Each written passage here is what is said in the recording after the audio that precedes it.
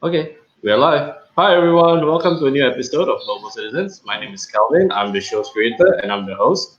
And today we have a guest. Our guest is actually from Canada, but he's actually residing in Bali, which I actually recently visited.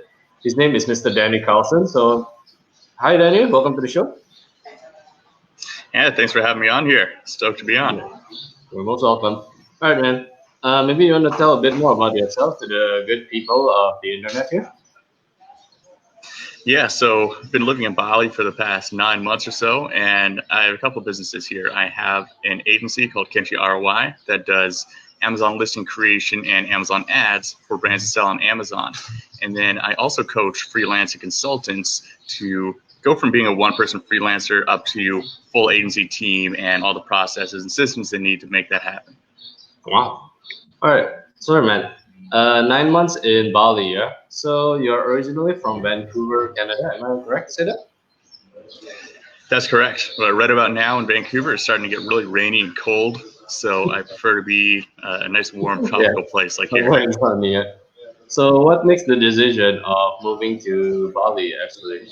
Or at that time or is it just based on the decision that, oh, you prefer somewhere like sunny, or you saw some opportunity in Bali at that time?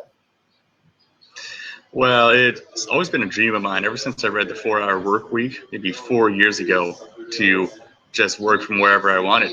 Right? Oh, It just opened my brain up to what is possible with creating an online business. So here I am 4 years later, with that dream realized, and I always kind of wanted to leave Canada during the winter months.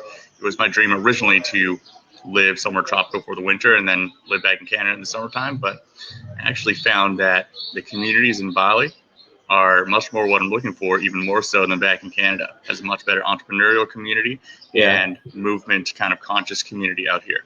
So those two things are much stronger out in Bali. I was actually in Kuta last week or so. Then I will actually coming back next week. So actually, that was my first visit to Canada. Sorry, to Bali in over 20 years or so. I went there as a kid, and the difference was really, really big. And when I was looking around, it's really like what you said. It's really an international community, which is vastly different from what we have here in Jakarta. Hello. Yeah. Bali has a large expat community. There's lots of people who have been living here for 5, 10 years plus away from their home country, and there's a big enough community of these expats that it has become kind of like a hub for that out of most places in the world. Okay. With regards to your business, yeah, I'm aware you're the CEO of a company called the Kenji ROI, right? Mm-hmm. Yeah. Is the name Kenji is Japanese in origin? It means strong and vigorous. Is that something that you envision for your company? As I recall that is your middle name actually. Mind telling us the origin of that? Exactly. Yeah. So I just named it after my middle name. To be honest, I didn't really plan to grow this company into an agency. I just came up with this name one day because I was just doing some freelance work and like I'm gonna call myself Kenji ROI. But then it just turned itself into an agency over the years. So it was almost an accidental name. You don't happen to have a Japanese origin, do you? Or you've always been full Canadian? Well, I am half Japanese actually. So my mom is full Japanese genetics. She was born in Canada as well, but half of my genetics is Japanese. So that's where the Kenji name comes from. Okay, that's actually really cool. Yeah. Okay, so for those who are just tuning into this channel for the very first time, so Global Citizens is a channel and platform I created in order to host DCK, digital nomads, and expatriates in order for them to be able to share their business, like what Danny is doing here, and their personal experience living and growing up in a new country. The reason being was that if you come to a new country, maybe it's for holidays, you will definitely live with a positive experience, right? Because it's for holiday. However, if you want to explore a new country and sometimes you want to start a business there, it's a completely different ball games because there's completely different ethics and culture. So, with regards to that, yeah, Danny, do you ever encounter any kind of difficulty, maybe due to ethical difference or maybe due to cultural wise? when you first explore Bali? Ethical differences, not a whole lot. I mean, there definitely are a lot of cultural differences, but something about Bali in general is that it does have a very westernized Yeah. like infrastructure here. You can get all the same kind of foods, the same comforts as you would back in any Western country, but the cultural differences are pretty vast. It is a lot more religion out here. I would say people in Western countries typically are not religious, where people in Bali typically are.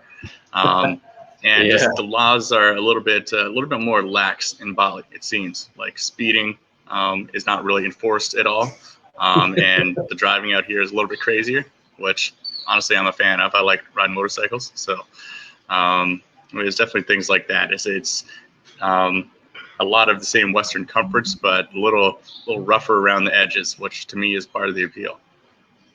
When I was there, actually, one of the things that I was scared about is how narrow the road can be. Is because there are so many cars and the road is so tiny. In Jakarta, we do have difficulty with the amount of vehicles, but at least our road is a lot wider, I guess. So it was really scary because my driver nearly once or twice stopped like at a very narrow section behind a motorcycle or behind a car. So it can be a bit intimidating, but yeah, I get where you're coming from. So at least for now in Bali, there's never, in terms of one of the area you mentioned is religious difference. Yeah, maybe because as compared to living in the Western, am I correct to say that? Yeah, absolutely. Okay. When you first started doing your business, because your business is more of a digital nomad related, right? Do you ever actually encountered any kind of failure with regards to these cultural differences? And also, I don't like to call failure as a failure after a while, is because one of my guests actually feedback me to call it as a learning opportunity. So, do you have any learning opportunity that is your personal favorite when you are encountering this kind of situations in business or in your personal life wise? As far as barriers go, there's not a whole lot of barriers as long as you build your business in a way that things can operate mostly online and in different time zones. Then it's completely fine. So we have most of our team in Vancouver, and then there's team members in California, in Austria, and then I'm just over here in Bali. Um, and then yeah, learning opportunities. So that's a good way to put it. I agree with that analysis that it's only a failure if you actually stop. If Yeah, you if you completely give up, then it is a failure. But it's pretty necessary to to fail at a bunch of different things to reach a good end result, right? So as long as you keep yeah, having these little micro failures and you keep going, then it's pretty much inevitable that you're going to have success with it at some point. And I haven't met a business owner that has created anything meaningful without a lot of these little micro failures. that's So, good to personal know. favorite of mine. There was a really good one. Actually, is pretty much how this agency started. So I got my original Amazon account suspended maybe 3 years ago now, and Yeah. at that point, I had built it up to pretty solid monthly revenue level, and things were going good. I was expanding into new products and everything like that. But then, at the point that the account got suspended, Amazon was holding on to a payment for 90 days. I had to hire a lawyer. It was just like huge strain on the cash flow. So at that point, I had the start of Kenji ROI, which was just a very small agency at that time, and I had to make the decision to pivot most of my energy and resources into that just to keep payroll and to pay myself at that time because my Amazon business was suspended. So, Oh, that um, sucks. and like looking back on it today is actually a really good pivotal point in my career. Like looking at what Kenji ROI has turned into now is I can look back on that proudly. But at the time, I can tell you it was incredibly stressful and seemed very much like a failure. That was not a good thing. Okay, okay. That's wow. Thanks for sharing that part. Okay, so when you first started exploring this, right? Okay, what do you feel is that in the current generation, like because there's a bunch of kids nowadays who look at social media and then they see how amazing entrepreneurship can be and how it's encouraged. Yeah. What do you think they need to do in order to succeed, or at least to what kind of business? that they can start in the new kind in this digital era is because even though like what you said, you can actually do your business away from any kind of location. It's definitely not an easy start. Like for example, you can have your Amazon account being suspended or so. So what do you think is the kind of business that they can start with before they actually venture and go big?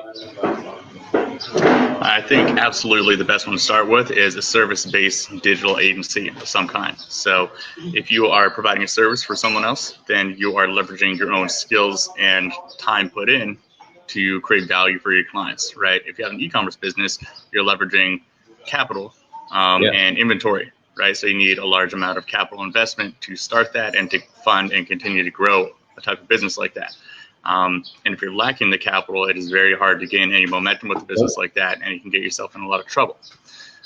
Service-based agency is a lot safer to start because you can start up with literally no money and just a lot of hard work and expertise, and then slowly grow it up to the point where you have employees and you're starting to take on more risk, but only once you've proven that you can get good clients and you can produce good work for them, right? So that's why I always recommend that as a really solid first business instead of yeah, something, any kind of e-commerce. Drop shipping or Amazon FBA are a lot riskier in nature and a lot more difficult to have success with.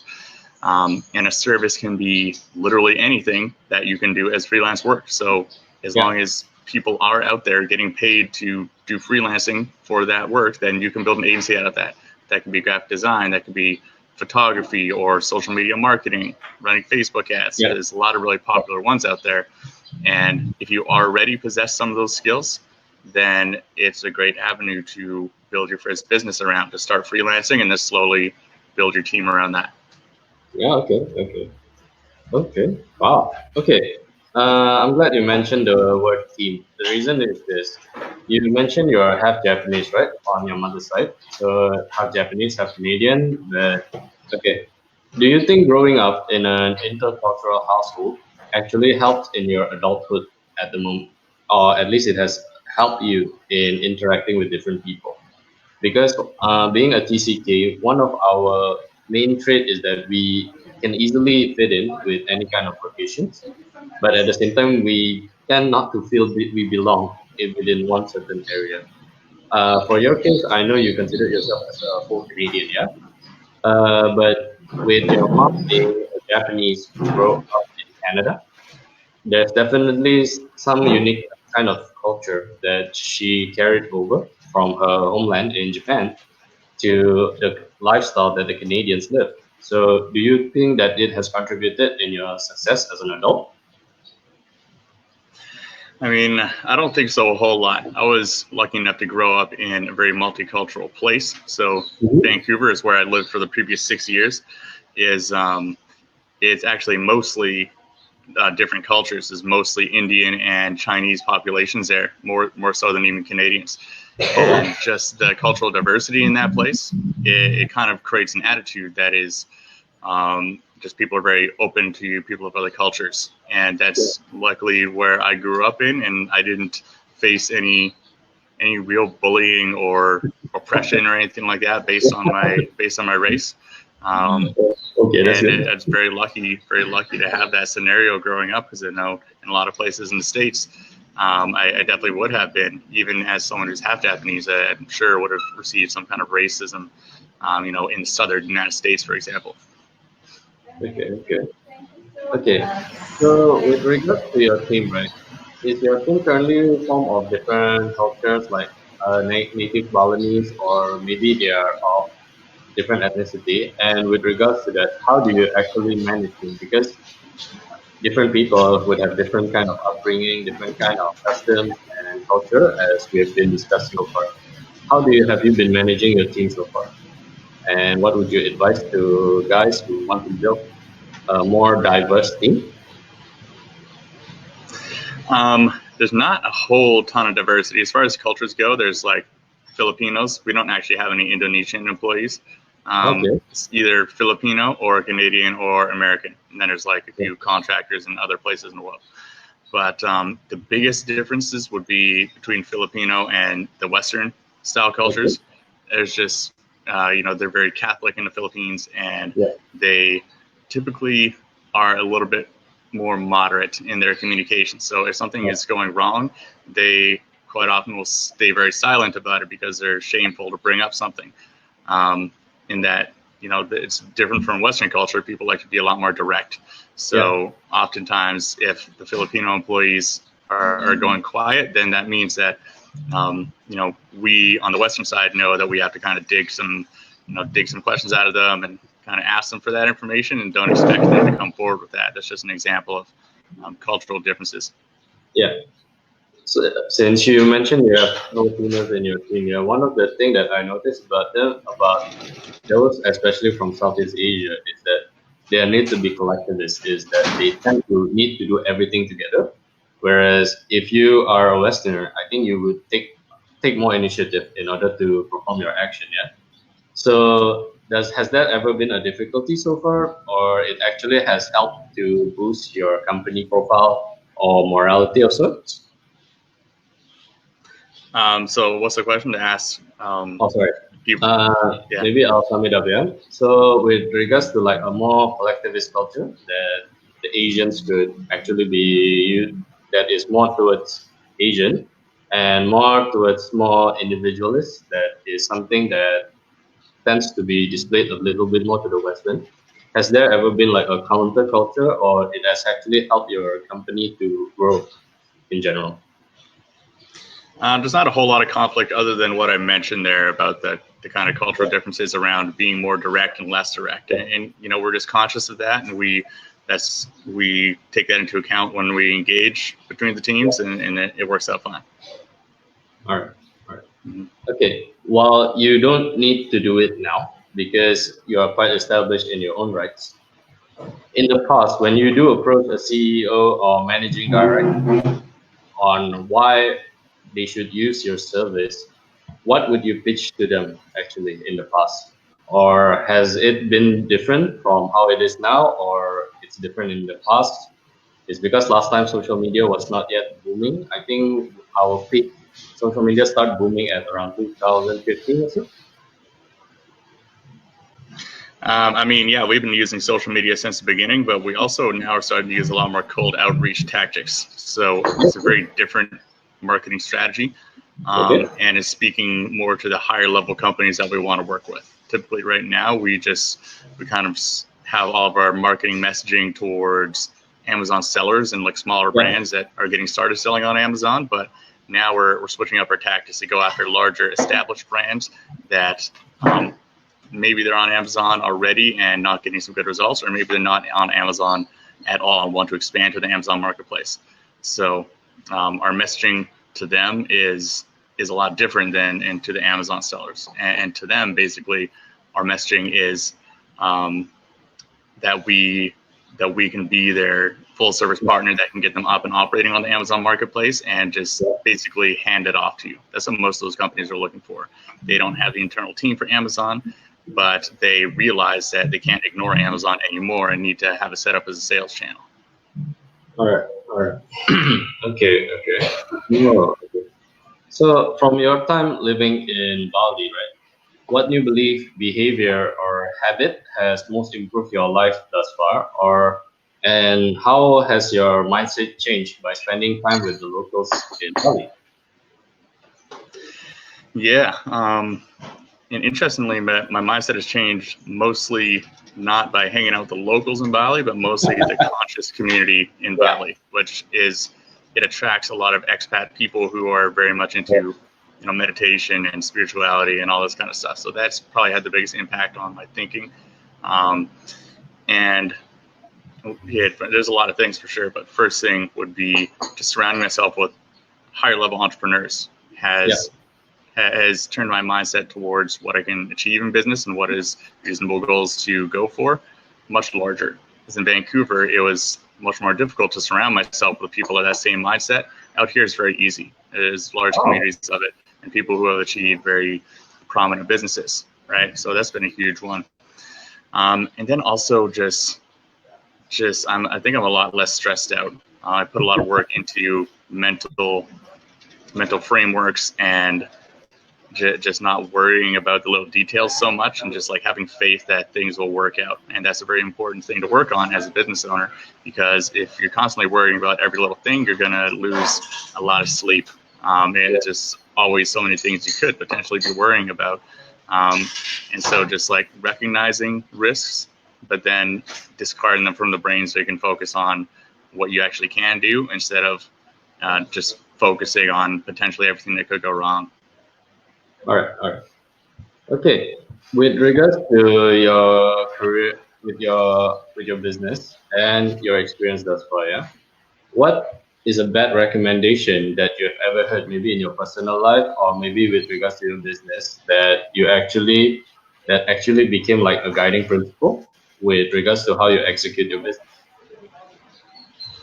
The best recommendation, and I think very underutilized recommendation for business owners, is just to focus.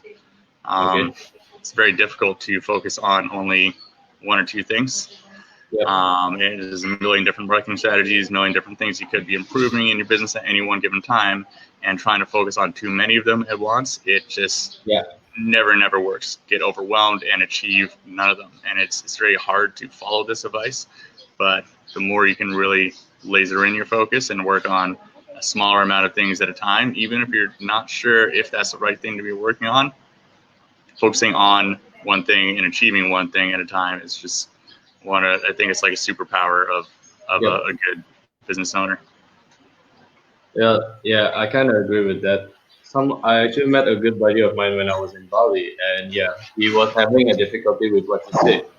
Every single moment that I've ever met him, he's always in front of a laptop. The reason being is that he's afraid that if he doesn't work, then he will not be able to, his business will not run, and he's really worried every single time. So that's actually a really good advice, man. Thanks so much. Mm-hmm. Okay, let's do it. Okay, we actually have a little shout out here. Okay, this is Miss Sonia Anita. Sonia is actually a friend of mine. She's a public speaker here in Indonesia. Hi Sonia, how are you? And she's actually asking this to clarify, Danny, on what you are actually currently doing with regards to Kenji ROI. Maybe you want to share a bit more on how you started the company at the first place, because I actually saw your website, and one of it that you mentioned that it was as a result of a life-threatening accident. Was it? Yeah, so I actually got pushed to start my first business from a near-death experience I had in the Philippines. So I was racing Okay. longboards in a longboard race. So these are like large skateboards that were racing down the road, and I was going probably 60 kilometers an hour down the hill, and Sure. there was a motorcycle on the track. So Oh the my. motorcycle is coming up the track, and like four riders at once were coming towards him. So he's just faced with a wall of riders, and he had to swerve off the road to avoid a head-on collision with us. But he did it right in front of me, and I missed this thing probably by 2 inches. Oh I got my. a video of it, and sold it to this viral video company, made some money off of that. But it literally was at a miss of 2 inches for a head-on collision. I had to dive off my board. So Oh. that was just caused me to Wow. really look at where my life direction was going.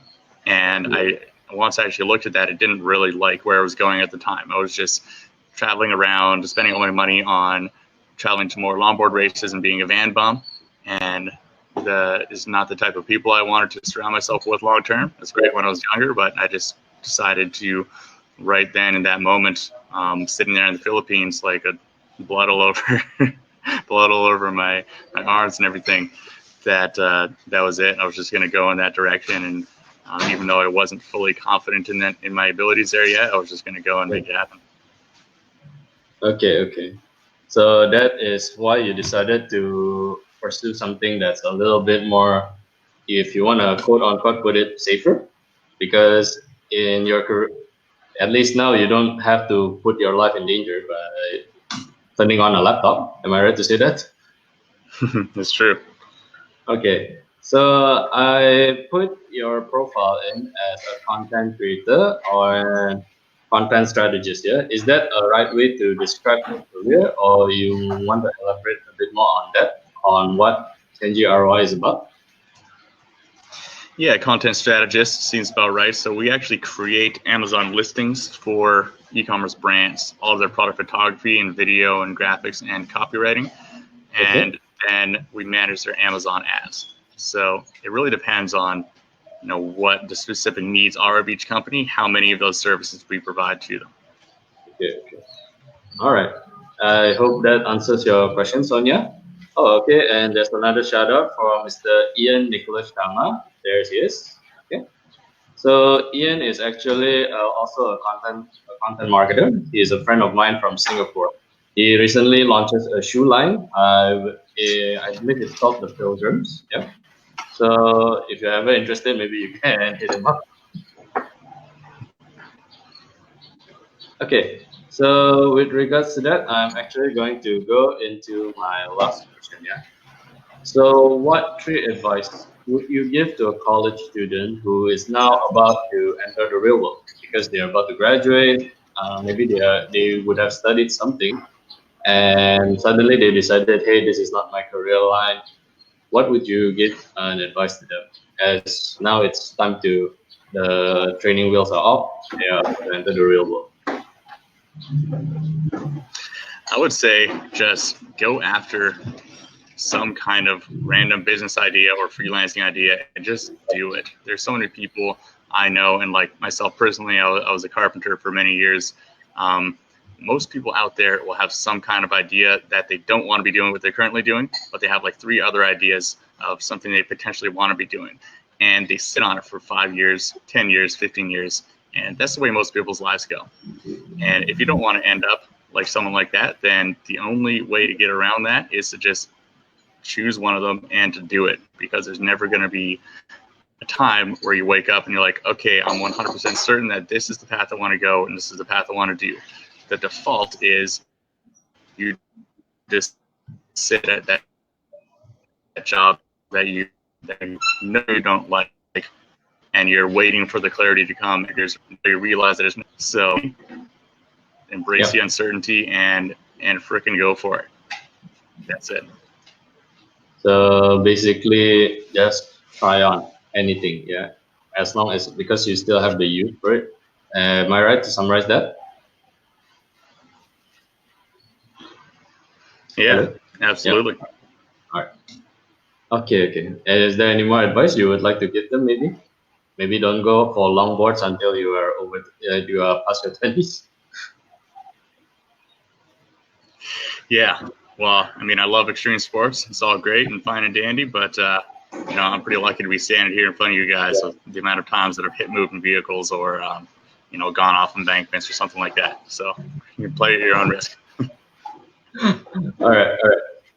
Okay, that's actually my last question for this interview itself. So, Danny, anything you want to say to the viewers here? Maybe if you have any upcoming events that your company is doing, maybe you're free to mention it also. No, if you guys want to reach out to me, I do have a podcast called the Danny Carlson Podcast. You can check that out. Yeah. That's dannycarlson.co. You can see all the stuff from there. And most of the stuff that I talk about and put out is just about how to go from a service-based agency, so like how to go from being a freelancer or just working as a one-person consultant of any service, and then turn that into an agency similar to what I'm doing here. So this is just all based on my own experience of doing that exact same process. And I believe it is the best first business to start. So that's what I talk about in the podcast. Or my socials, you can find me at danny.k.carlson. All right. Okay, so I've attached all of Danny's social media from his website to his Instagram. If you need to reach out to him, please do so. Do highlight, maybe you can indicate that you saw him from my show so that he knows where you are from. Because if not, it will be confusing for him if you just randomly approach him from his social media. Yeah. And with that, that is actually the end of the end of the show. Okay. So thank you so much, Danny, for coming. This is actually the first episode that I created, which is a double digit. This is actually my 10th. So it's really special to me since when I first started this channel, I did not expect that it's going to be, I can even meet so many people beyond maybe 2 or 3. But the fact that I can get to a double digit is something that I really am thankful for. And also shout out to StreamYard. This is actually the software that I use in order to use this social media. And with that, that is actually the end. And again, thanks so much for Danny for coming here, and for the people here who commented, like Sonia and of course Ian. Okay, and Awesome. with that, Thanks for having me on. you're most welcome. And with that, that's the end of Global episode. Sorry, Global Citizens episode 10. Okay, see ya. Cheers, guys.